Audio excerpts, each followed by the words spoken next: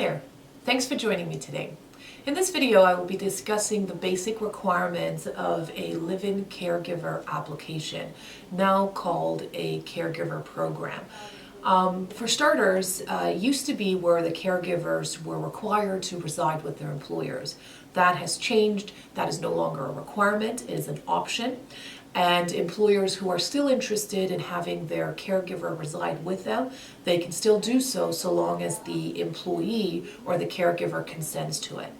If the employee doesn't consent to it, then in part of the application, we do have to demonstrate that there's affordable accommodations in the neighborhood.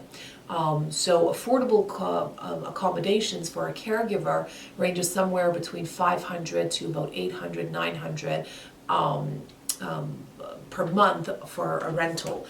So be careful on that, and you do want to do some research on what's the most affordable accommodations for her, and you do have to include that into the application.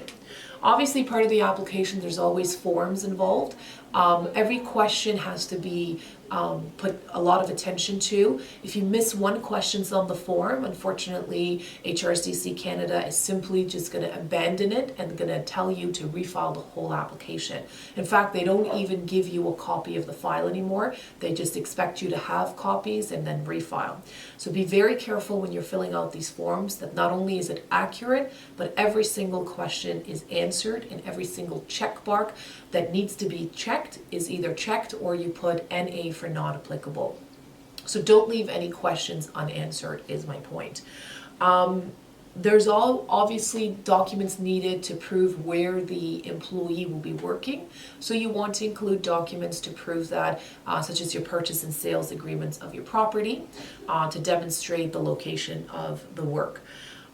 The most important aspect of a labor market impact assessment application is always the position that you post on different websites and what that position states. If you have a posting that's missing information or is not clear, or let's say the email address is not the email address that you check regularly, all of these reasons, very minor reasons, could be reasons for the application being refused. So the postings are very, very important and very critical that you do it properly. Not only the quality and the content of the posting, but where you post it. Because this is a NOCC, you do have to post it to underrepresented individuals as well.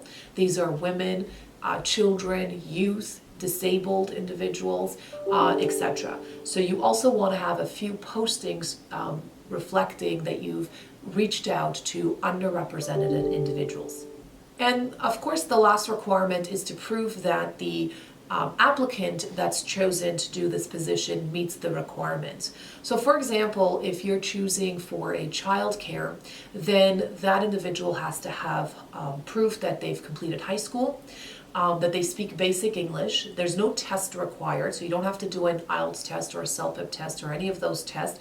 You just have to demonstrate that your caregiver is able to understand and speak basic English. So you can have her or him write something and then include that into the application.